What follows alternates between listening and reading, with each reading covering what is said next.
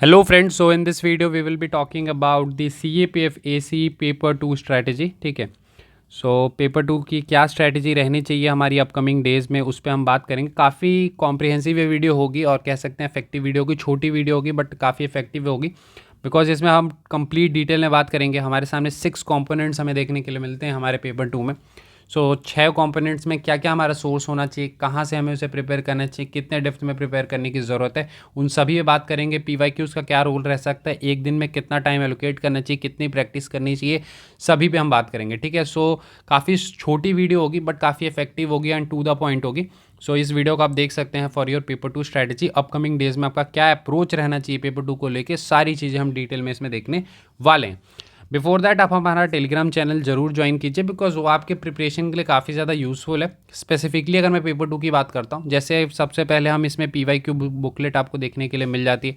10 years की हमने PYQ booklet इसमें प्रोवाइड किया जिसमें कि आंसर्स टॉपर्स के द्वारा उनके हैंड रिटन है, यानी कि जैसे वो एग्जाम में लिखते हैं जितने स्पेस एलोकेटेड होता है उतने में किस तरह से आंसर्स लिखते हैं, क्या इंट्रो होती है, बॉडी क्या होती है, सारी चीज़ें उसमें आपको देखने के लिए मिल जाएंगी। और पूरे 10 साल के हैं तो आप वो देख सकते हैं, फ्रीली आप डाउनलोड कर सकते हैं उसे। इसके अलावा हमने पेपर 2 गाइड बुक भी उसमें प्रोवाइड की है कि ऐसे कैसे लिखते हैं, बॉडी में क्या आता है, बॉडी में पैरा 1 2 3 4 में क्या आता है, टॉपिक को किस तरह से डाइसेक्ट करते हैं और क्या अप्रोच रहता है। अलग अलग टॉपिक की अलग अलग अप्रोच होती है तो किस तरह से उसे करते हैं, रिपोर्ट का फॉर्मेट क्या होता है, आर्गूमेंट के फॉर्मेट क्या होती है, सारी चीज़ें उसमें हैं। तो वो आप देख सकते हैं। बाकी टॉपिक्स तो जैसे हम यूट्यूब पे प्रोवाइड करते हैं, उसकी PDF और कंपाइलेशन जो है वो PDF फॉर्मेट में आपको टेलीग्राम पे देखने के लिए मिल जाती है। सो टेलीग्राम इज़ रियली इंपॉर्टेंट। ठीक है, तो उसे आप ज्वाइन कर सकते हैं। अब बिना किसी देरी के, since your time is really really important, तो हम स्टार्ट करते हैं। देन 6 कंपोनेंट की अगर हम बात करते हैं तो सबसे पहले हमारे सामने होता है essay, then we had the our argument. Essay सबसे बड़ा होता है 80 मार्क्स का, देन आर्गूमेंट 40 मार्क्स की, then we had our report, फिर कॉम्प्रिहेंशन होती है, देन प्रीसे होती है, देन ग्रामर होती है। ठीक है, सो ये 6 कंपोनेंट्स हमारे सामने होते हैं। सबसे पहले मैं इन 3 कंपोनेंट की बात करूंगा because this is the most important I will say. ठीक है, बहुत लोगों को लगता हो ठीक है कि ऐसे आर्गूमेंट एंड रिपोर्ट है, but this is really really important because यहाँ पर मार्क्स काफ़ी अच्छे मिलते हैं। फॉर एग्जाम्पल ग्रामर है 25 मार्क्स का आता है, अगर आपने सही लिखा है तो आपको 100% मार्क्स मिलेंगे। ठीक है, यहाँ पर डिडक्शन के चांसेस काफ़ी कम होते हैं। ऐसे आर्गूमेंट एंड रिपोर्ट में वो केस नहीं होता। और जैसे काफ़ी सारे स्टूडेंट मुझसे ही पूछते हैं कि आपकी ये पूरी प्रिपरेशन जर्नी में अगर कुछ मिस्टेक्स हो, तो अगर मैं एक प्रोमिनेंट वन बताऊं तो पेपर 2 में ग्रामर पे उतना फोकस ना करना। ठीक है, मुझे ऐसा लगता है कि जो भी मेरे मार्क्स आए हैं अभी तक पेपर 2 में, उसमें मुझे ऐसे आर्गूमेंट रिपोर्ट में भी अच्छे मार्क्स मिले हों। ग्रामर में क्योंकि ग्रामर उतना मैंने कभी फोकस नहीं किया, जो एक कह सकते हैं कि मिस्टेक थी, काफ़ी बड़ी मिस्टेक थी आई वुड से। सो वो आपको नहीं करना। यहीं पर मैं एक छोटा सा मिथ की बात कर लेता हूँ। मैंने देखा है कि काफ़ी सारे यूट्यूब पे एजुकेटर्स या मेंटर्स जो हैं वो आपको बताते हैं कि फॉर एग्जांपल एक ऐसे है तो उसमें अच्छे मार्क्स लाइक 10 12 मिलते हैं, एवरेज मार्क 8 9 10 लाइक दैट्स 6 4 5, मतलब आप नॉर्मल लिखते हैं उस टाइप से मिलते हैं। बट आई डोंट नो कैसे वो बताते हैं क्योंकि ये किसी को नहीं पता। ठीक है, ये सारी सिर्फ स्पेकुलेशंस हैं बिकॉज अगर कोई भी टॉपर है या किसी के भी जो मार्क्स पता चलते हैं, फॉर एग्जांपल 200 हैं तो उनको कितने मिले, 90 95 100 105, इस तरह से पता चलते हैं।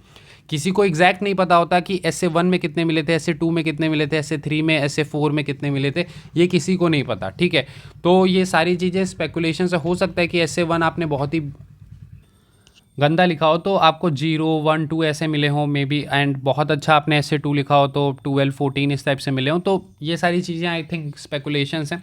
ठीक है, तो रेदर देन मैं ये कहना चाहता हूँ कि ये सारी चीज़ों पर फोकस ना करके आप अपनी quality answers, multi dimensional answers पे फोकस करें तो ज़्यादा बेहतर है। और हाँ, कॉम्प्रिहेंशन, प्रीसे एंड ग्रामर पे अच्छे से फोकस करें because this is really important. अगर मैं ग्रामर की बात करता हूँ सबसे पहले, सो ग्रामर में हमारे सामने 3 कॉम्पोनेंट हो जाते हैं। सबसे पहले डू एज डायरेक्टेड है, ठीक है, and then your phrasal verbs वाला एक कंपोनेंट हो जाता है, एंड देन एरर्स वाले। ठीक है, ग्रामर भी कह सकते हैं वैसे तो, एरर्स वाले। तो डू एज डायरेक्टेड की पहले मैं बात करता हूँ। देखिए, पूरे पेपर 2 में अगर हम देखते हैं तो PYQs is really really important, but grammar की जब हम बात करते हैं तो ग्रामर में PYQs का रोल और भी ज़्यादा बढ़ जाता है बिकॉज हमारे सामने ये देखना होगा कि ग्रामर में सब कुछ नहीं आता हमारे CAPF में। ठीक है, और बहुत सारी चीज़ें आपको पहले से ही पता होंगी, तो उनको आपको किस तरह से टैकल करना है उसके लिए सबसे इंपॉर्टेंट है PYQs। ठीक है, तीनों कंपोनेंट के लिए मैं बात करूंगा। PYQs is really important. सबसे पहले अगर डू एज डायरेक्टेड में क्या क्या होता है, जैसे कि एक्टिव वॉइस, पैसिव वॉइस आपका आ जाता है, नरेशंस आ जाते हैं, या फिर डिग्री चेंज करने के लिए आ जाता है। इस तरह से अलग अलग आपके कंपोनेंट्स होते हैं, या फिर सिंपल्स के कंपाउंड ये सब चेंज करने के लिए होते हैं। तो सबसे पहले आपको PYQs करने हैं। PYQs से आपको आइडिया लग जाएंगे कि अभी तक पिछले 10 सालों में कुछ टॉपिक्स आते हैं, कुछ नहीं आते हैं, 1-2 साल, वैसे करके 12 to 15 के अराउंड टॉपिक्स हैं जो करने हैं। अब इसमें से हो सकता है कुछ टॉपिक ऐसे होंगे जो आपने पहले से कर रखे होंगे या उनके क्वेश्चंस बन जाते होंगे, तो उस पर बिल्कुल फोकस करने की ज़रूरत नहीं है। बाकी टॉपिक्स के लिए आप कोई भी हाई स्कूल ग्रामर बुक, ठीक है, बहुत सारे रेनन मार्टिन करते हैं, ज़रूरी नहीं कि वही करना है, ठीक है, आप कोई भी हाई स्कूल ग्रामर की बुक जो है वो कर सकते हैं। वहाँ से सिर्फ उन टॉपिक्स को जो आपके आ रहे हैं, लाइक वॉइसेस आ रहे हैं, नरेशन आ रही है, जो आ रही है वो करने हैं, ठीक है। अगर आपको ऐसा लगता है कि कोई स्पेसिफिक टॉपिक में दिक्कत हो रही है, तो उसके लिए आप यूट्यूब का हेल्प ले सकते हैं। जैसे कि सिंपल से कंपाउंड चेंज करना, कॉम्प्लेक्स चेंज करना, ये वाले सेंटेंसेस में मुझे पर्सनली दिक्कत थी, तो मैंने उससे के लिए यूट्यूब का हेल्प ली थी। आप जस्ट सर्च कर सकते हैं, काफ़ी सारे वीडियोस देखने के लिए मिल जाते हैं, वहाँ पे रूल ये सब बता देते हैं, तो वो आप कहीं पे नोट कर सकते हैं। बाकी एक हाई स्कूल ग्रामर की बुक कोई भी आपके स्कूल में कोई भी चलती हो, कि बस आपको टॉपिक देख लेना और प्रीवियस ईयर क्वेश्चन में किस तरह के क्वेश्चंस आए हैं, उस तरह के टाइप के क्वेश्चंस हैं वहाँ पर, 2-3 एक्स्ट्रा टाइप आप कर लेंगे, ठीक है। तो PYQs आपको करने हैं सबसे पहले, उसके बेसिस पर आपको टॉपिक्स पता चल जाएंगे। एक हाई स्कूल ग्रामर की बुक करनी है, उसको अच्छे से प्रैक्टिस कीजिए। जहाँ पर ज़्यादा दिक्कत हो रही है, जिस स्पेसिफिक पोर्शन में ज़्यादा दिक्कत हो रही है, वहाँ पर आपको ज़्यादा फोकस करने की ज़रूरत है।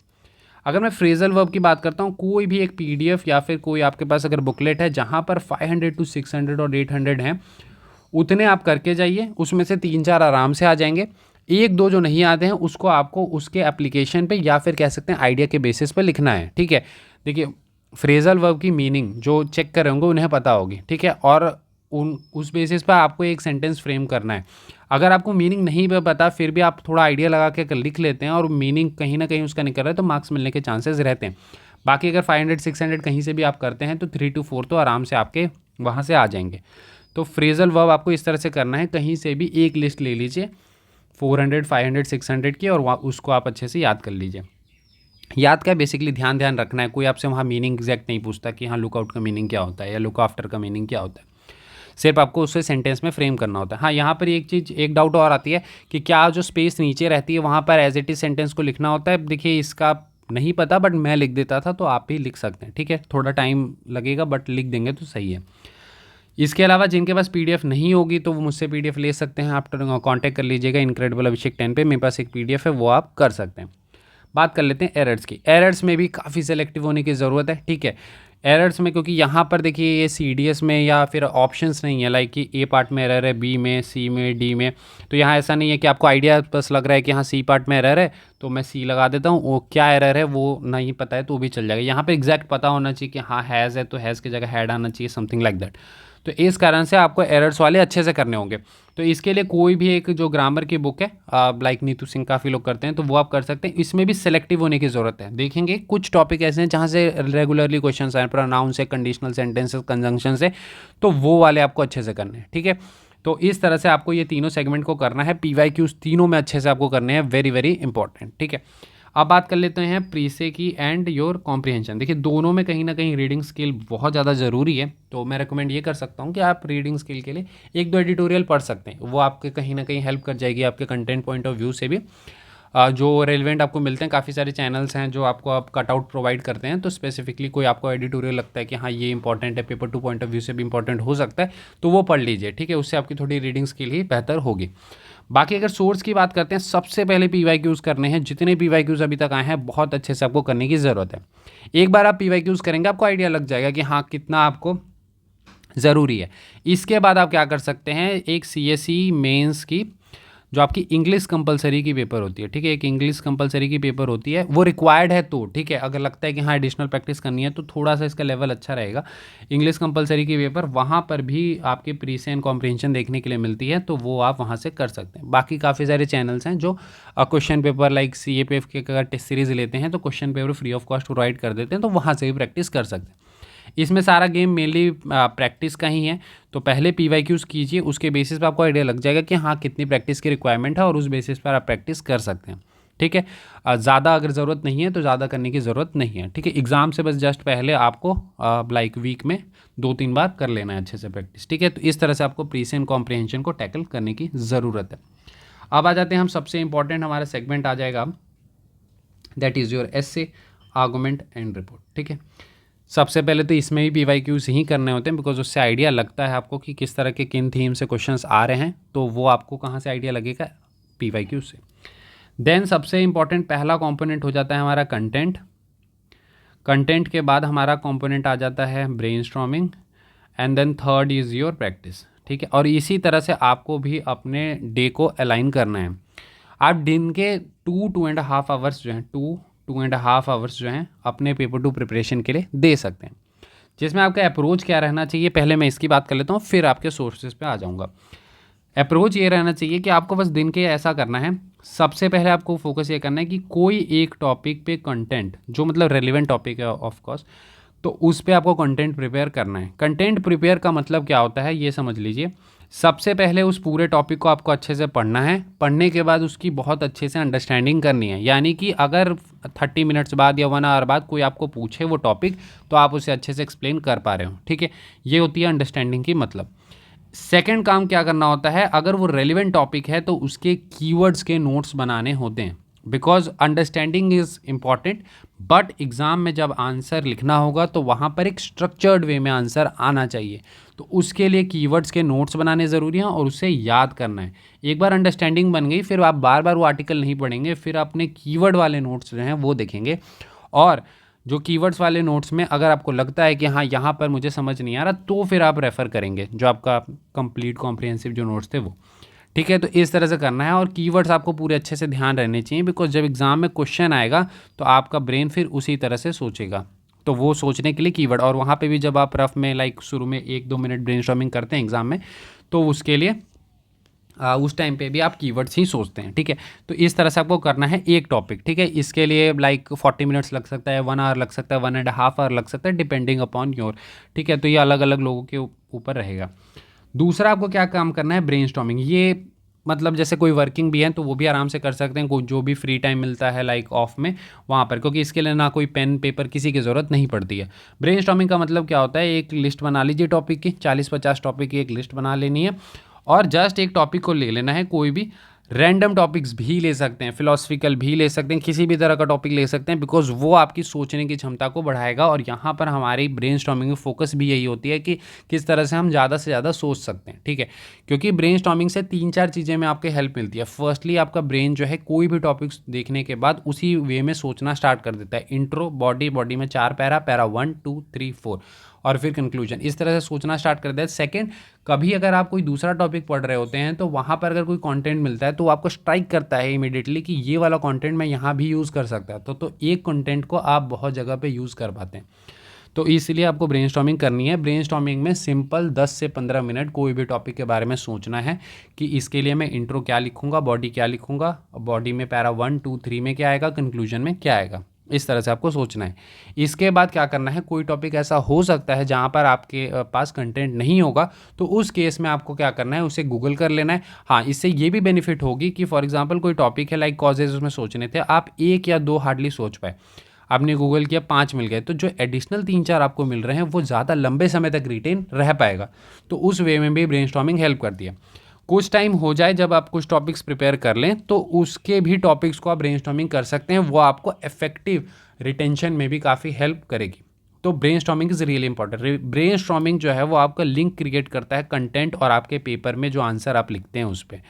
ठीक है, तो वो लिंक का काम ब्रेनस्टॉर्मिंग करता है। बिकॉज मुझे ऐसा लगता है कि पेपर 2 में thought process is really really important. अगर आप कोई भी आंसर सोच पा रहे हैं तो आप लिख भी पाएंगे, अगर सोच ही नहीं पा रहे तो नहीं लिख पाएंगे। ठीक है, तो वो सोच को आपको डेवलप करना है, वो थॉट प्रोसेस को डेवलप करनी है, उसके लिए brainstorming is really really important. ठीक है, and the third thing is ये प्रैक्टिस। ठीक है, तो एक तो ये हो गया, मान लेते हैं 40-45 मिनट्स 1 आवर लगेंगे, फिर 20 मिनट्स आपके ब्रेनस्टॉर्मिंग में लग जाएंगे।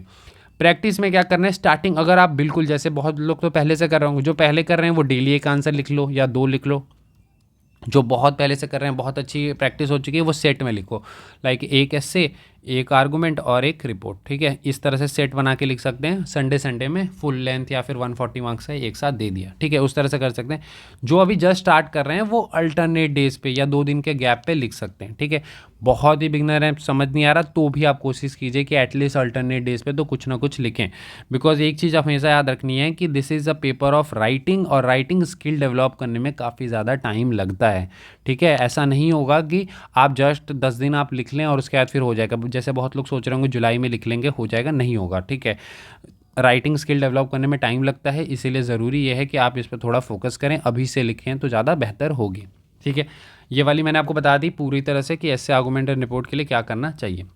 अब इसके बाद मैं थोड़ा और चीज़ें बता देता हूँ ऐसे argument and report point of view से, कंटेंट। और ये जो कंप्लीट बिगनर है, सबसे पहले आपको सारी फॉर्मेट पता होनी चाहिए। ऐसे आर्गूमेंट एंड रिपोर्ट लिखते कैसे, इसके लिए एक प्लेलिस्ट बनी हुई है हमारे ही चैनल पे, पेपर 2 मेंटरशिप करके। उसमें जाके आप देख सकते हैं एग्जैक्टली सब कुछ उसमें बताया गया है। कौन सा पेन यूज़ करना है, कितनी मार्जिन होती है, किस तरह से प्रैक्टिस करना है, किस तरह से लिखना है, क्या फॉर्मेट होती है, एवरीथिंग काफ़ी डिटेल में लिखी हुई है। पूरा अगर सारे सेशन मिला लेंगे तो 3 to 4 आवर्स आपके होंगे, but this 3 to 4 hours is really important, ठीक है। तो उस 3 to 4 आवर्स के सेशन काफ़ी ज़्यादा आपके लिए यूज़फुल रहेंगे। वहाँ पर मॉडल आंसर सारी चीज़ें दिखाई गई हैं, तो वो आप एक बार देख सकते हैं। वो बिगनर्स के लिए होगी, बिगनर्स या फिर जिनको थोड़ी आइडिया नहीं है वो देख सकते हैं, ठीक है। तो पेपर 2 मेंटरशिप करके वो पहले सबसे पहले आपको करना है, ठीक है। बिकॉज फॉर्मेट ही नहीं पता तो फिर आप क्या लिखेंगे, ठीक है। ये पहला काम करना है, जो बिगनर्स हैं कंप्लीट उनके लिए मैं बात कर रहा हूँ। सेकेंड में बात कर लेता हूँ सोर्स की, ठीक है।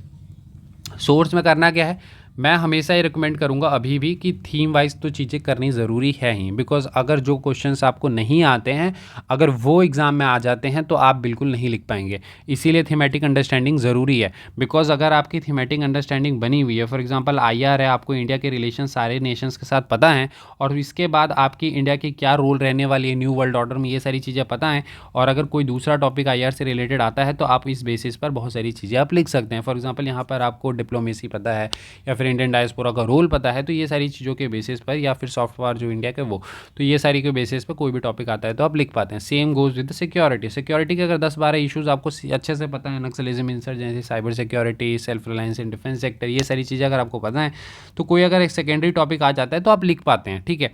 लेकिन अगर थीमेटिक अंडरस्टैंडिंग ही नहीं, आप सिक्योरिटी के इशू समझ ही नहीं रहे हैं, आप सिर्फ सोच रहे हैं कि ये 100 टॉपिक करके जाएंगे वहाँ से हो जाए, तो फिर वहाँ दिक्कत आती है। तो थीम वाइज आपको करने की ज़रूरत है। 40-50 प्रोबेबल टॉपिक्स होंगे, उनके से रिलेटेड आप 1-1.5 पेज के कंटेंट प्रिपेयर कर सकते हैं। सोर्सेज की बात करें तो गूगल पे आप सर्च कर सकते हैं, दृष्टि IAS एंड फोरम IAS से कंटेंट ले सकते हैं, ठीक है। ये 2 वेबसाइट मैंने फॉलो की थी अपने प्रिपरेशन के दौरान, तो आप भी कर सकते हैं। इसके बाद अगर हम बात करते हैं करंट के लिए, तो करंट के लिए देखिए मैं भी आपको टॉपिक्स बताता हूँ। विजन IAS के आप फॉलो कर सकते हैं। इसके मैंने आपको बताई थी कि 4 से 5 टॉपिक काफ़ी रेलिवेंट होते हैं, तो उनको बहुत ही अच्छे से करने की ज़रूरत है। तो वो जो 4 से 5 टॉपिक है उनको आप अच्छे से करेंगे, बाकी जो 2-3 है उनको आपको जस्ट रीड करना है। Same goes with the top 10 topics, तो हम टॉप 10 टॉपिक्स भी हर मंथ की प्रोवाइड करते हैं, तो ये करंट इशूज़ के लिए ऑलमोस्ट मोर देन इनफ होगी, ठीक है। यहाँ से क्वेश्चंस आपको देखने के लिए एग्ज़ाम में भी मिलेंगे, ठीक है। बट मैं ये नहीं कहूँगा कि हाँ आप इस पे पूरा सोली रिलाई करें कि इसी को बस याद करके जाना है, याद वाद नहीं करना। जस्ट आपको कंटेंट प्रिपेयर करनी है, अंडरस्टैंडिंग बनानी है, ब्रेनस्टॉर्मिंग करनी है और प्रैक्टिस करनी है। अपने आप को इतना कैपेबल बनाइए कि क्वेश्चन अगर आपके थोड़े पढ़ने के बाहर से भी आते हैं तो आप आंसर लिख पाएंगे, ठीक है। तो ये आपका सोर्स हो जाएगा। आप विजन IAS या फिर जो टॉपिक्स हम दे रहे हैं उनको भी आप गूगल पे सर्च कर सकते हैं और उनसे रिलेटेड कंटेंट जो है वो प्रिपेयर कर सकते हैं, ठीक है। आर्गूमेंट के भी हम स्पेसिफिकली टॉपिक्स प्रोवाइड करते हैं, रिपोर्ट के भी स्पेसिफिक टॉपिक्स प्रोवाइड करते हैं। रिपोर्ट को थोड़ा इंसिडेंट बेस प्रिपेयर करने की ज़रूरत पड़ती है, सो वो आप करेंगे, ठीक है। सो ओवरऑल हमने यहाँ पर देख लिया है कि क्या क्या आपके सोर्सेस हो सकते हैं, कहाँ से हमें प्रिपेयर करना है कंटेंट, और बाकी ब्रेनस्टॉर्मिंग और प्रैक्टिस तो आपको खुद ही करनी है, उसके लिए कोई सोर्स नहीं है, ये दोनों आपको खुद करना होगा, ठीक है। बाकी हाँ कोई अगर आपके मेंटर्स हैं या जैसे आप में से बहुत लोग कोई प्रोग्राम ज्वाइन कर रखे होंगे तो उसको इफेक्टिवली यूटिलाइज़ कीजिए, ठीक है। अगर वो आंसर्स लिखने के लिए दे रहे हैं, क्वेश्चंस दे रहे हैं, टेस्ट है आपका, उसी दिन लिखिए, ठीक है। कोशिश कीजिए कि थोड़ा सा अपने आप को फोर्स करें। हाँ एक लास्ट डाउट होगी टाइम वाला, ठीक है, कि टाइम नहीं हो पा रहा। टाइम बेसिकली कि 17 मिनट्स में कैसे नहीं हो पा रहा, 18 मिनट्स में कैसे नहीं हो पा रहा, उसकी मैं बता देता हूँ। फर्स्टली अभी तो थोड़ा सा आप दे सकते हैं टाइम क्वालिटी के ऊपर, जून में आप फोकस कर सकते हैं, जुलाई में टाइम कम करने पे। शुरू में टाइम लगेगा, ठीक है, नो डाउट। जितना ब्रेनस्टॉर्मिंग करेंगे वो टाइम रिड्यूस होगी, फर्स्ट थिंग, ठीक है। जितना आप ब्रेनस्टॉर्मिंग करेंगे उतना टाइम रिड्यूस होगी। सेकंड थिंग, अभी हो सकता है स्टार्टिंग फेज़ है, कंटेंट भी नहीं है, धीरे धीरे आपके पास कंटेंट आने लग जाएगा तो ऑटोमेटिकली टाइम कम होगी, तो सेकंड उससे भी कम होती है। थर्ड, अगर लास्ट फेज़ में जून जुलाई में फिर भी कम नहीं होता टाइम, तो उसके लिए एक सिंपल सी अप्रोच होती है, 10 दिन करेंगे ऑलमोस्ट टाइम हो जाता है कम, ठीक है, 10 दिन कर सकते हैं। आपको करना यह है कि स्टॉप वॉच टाइमर लगा के 17 to 18 मिनट्स में आंसर लिखने की कोशिश कीजिए, ठीक है।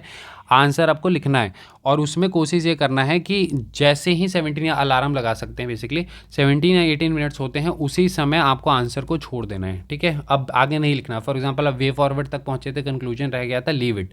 या फिर आप गवर्नमेंट स्कीम ही लिख रहे थे, वे फॉरवर्ड रह गया, कंक्लूजन लिख गया, लीव इट। या फिर बीच में किसी कोई एक पैरा आपने या कोई एक थीम ही हटा दिया तो लीव इट, ठीक है। और उसके बाद जब आपने आंसर लिख लिया, जब आप खुद के सेल्फ इवैल्यूएशन करेंगे तो एक बार अपने आंसर को देखिए। फर्स्टली एक चीज़ तो ये हो सकती है कि आपकी राइटिंग स्पीड कम है, तो वो आप थोड़ा सा इंप्रूव कर सकते हैं। बाकी फिर सेल्फ इवैल्यूएशन कीजिए कि कहाँ पर आपने एक्स्ट्रा टाइम एलोकेट कर दिया, ठीक है। क्योंकि आमतौर पे ऐसा होता है कि टाइम देखिए ज़्यादा लगता है तो वो लोग थोड़े बड़े आंसर्स भी लिख देते हैं 300 वर्ड्स की से ज़्यादा की, तो वो आपको आइडेंटिफाई करना है कि कहाँ पर आप टाइम को रिड्यूस कर सकते थे, ठीक है। बाकी देखिए कंटेंट ये सब नहीं है, उस बेसिस पर टाइम लग रहा है या सोचने में टाइम लग रहा है, तो वो तो धीरे धीरे ब्रेनस्टॉर्मिंग से कम हो ही जाएगी ऑटोमेटिकली, ठीक है। तो ये फोकस करना है और जिस पार्ट में आपको लगता है कि हाँ ये वाला पार्ट, ये पैरा 1 इतना बड़ा हो गया, इसको इतना बड़ा करने की ज़रूरत नहीं थी, तो उसमें आप रिड्यूस कर सकते हैं, ठीक है। इसके बाद मैंने हमेशा बताया है ऐसे कोशिश कीजिए, वैसे सबकी अपनी स्ट्रैटेजी होती है, ऐसे लास्ट में अटेम्प्ट करना चाहिए। लास्ट में अटेम्प्ट करने से बेनिफिट ये हो जाता है कि 4 ऐसे के पास आपके पास टाइम रहता है, उसके बेसिस पर आप टाइम एलोकेट कर सकते हैं एग्जाम में कि हाँ इतना टाइम मेरे पास बचा हुआ है, तो मुझे ये 2 ऐसे अच्छे से आते हैं तो ये 2 पे मैं ज़्यादा समय दूंगा।